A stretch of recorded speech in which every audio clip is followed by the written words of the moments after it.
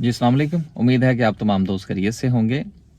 हम बहुत सारे कोर्सेज़ करते हैं, बहुत सारी जो है वो ट्रेनिंग्स लेते हैं, वीडियोज़ देखते हैं और उसमें हमारा सारा का सारा जो कंसंट्रेट होता है वो इस बात पर होता है कि हमें किसी तरीके से पैसा कमाने की कोई मशीन हमारे सामने आ जाए, कोई वीडियो हमारे सामने आ जाए कि हम और जादू की छड़ी घुमाने के बाद जो है वो पैसा हमारी जेब में आ गिरे। यकीनन सबकी ख्वाहिश है पैसा कमाने की, कमाना चाहिए। लेकिन क्या आपने कभी ये सोचा है कि हमारे यहाँ जो फाइनेंशियल लिटरेसी है वो कितने परसेंट है?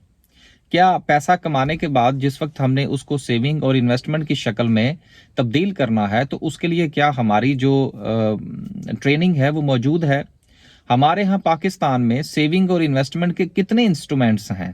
क्या इस पर कभी हमने नज़र दौड़ाने की कोशिश की है? जिस बैंक में हमारा अकाउंट है, वो बैंक जो है, वो करंट अकाउंट के अलावा और कितनी किस्म के अकाउंट्स जो है वो ऑफ़र करता है? क्या हमें इस चीज़ का पता है? क्या हमें इस चीज़ का पता है कि बैंक जो है वो हमारे अकाउंट पर कितने सर्विस चार्जेज़ जो है वो सालाना हमसे काटता है? क्या हमें इस चीज़ का पता है? यकीनन बहुत सारे लोग जो हैं वो इससे नाआशना हैं। क्या हमें इस चीज़ का पता है कि अगर हम किसी जगह पर अपना पैसा जो है वो इन्वेस्टमेंट या सेविंग की सूरत में रखते हैं तो कितने फीसद हमें वहाँ से रेट ऑफ रिटर्न आए तो वो मुनासिब है और हमें वहाँ पर पैसा रखना चाहिए या नहीं? तो ये जो छोटी-छोटी चीज़ें हैं, इनकी तरफ भी हमें ध्यान करना चाहिए। हमें पता होना चाहिए कि हमारा अकाउंट जो है वो किस बैंक में है। हमें पता होना चाहिए कि वो बैंक जो है वो हमसे क्या चार्ज कर रहा है। हमें पता होना चाहिए कि हमारा बैंक जो है हमारी सेविंग पर हमें रिटर्न क्या दे रहा है। वो क्या हमें बैंक में पैसा रखना चाहिए? क्या हमें स्टॉक मार्केट में सेविंग करनी चाहिए?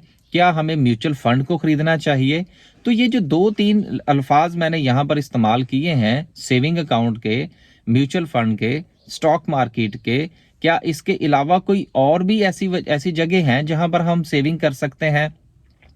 क्या कमेटी डालने के अलावा भी कुछ सेविंग का कोई इंस्ट्रूमेंट पाकिस्तान में मौजूद है, जिसको इस्तेमाल करते हुए ना सिर्फ कि हम पैसे जमा कर सकते हैं, बल्कि उसके साथ-साथ उसके ऊपर जो रेट ऑफ रिटर्न है या उस पर कुछ प्रॉफिट जो है वो भी हमें मिल सकता है।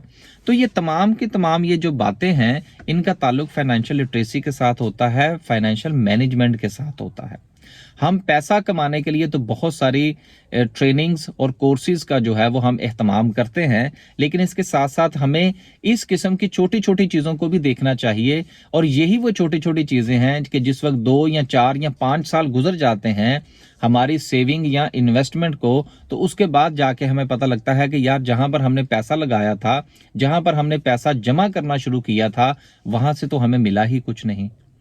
तो ज़रूरत इस बात की है कि पैसा कमाना सीखने के साथ-साथ इस पैसे को सँभालना कैसे है और हमने किस किस्म का बैंक अकाउंट खोलना है, हमने किस किस्म का स्टॉक मार्केट का अकाउंट खोलना है, हमने किस कंपनी के शेयर्स खरीदने हैं, म्यूचुअल फंड का इंतखाब कैसे करना है, म्यूचुअल फंड के क्या फ़ायदे होते हैं, रियल एस्टेट इन्वेस्टमेंट ट्रस्ट क्या होता है।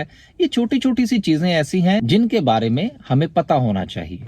तो गुजारिश ये है, आज की वीडियो बनाने का मकसद ही सिर्फ ये था कि आप अगर अपनी ज़िंदगी का वक्त जो है वो इस तरफ लगाते हैं कि आपने पैसा किस तरह से कमाना है, तो उसके साथ-साथ कुछ थोड़ा-सा वक्त इस तरफ भी ज़रूर दीजिए कि आपने वो पैसा जो है वो सेव किस तरह से करना है, सेविंग किस तरह से करनी है। आने वाली वीडियोज़ में हम बैंक अकाउंट्स पर बात करने की कोशिश करेंगे, स्टॉक मार्केट पर बात करने की कोशिश करेंगे।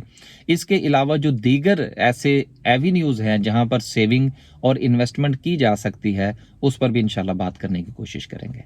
अल्लाह हाफ़िज़।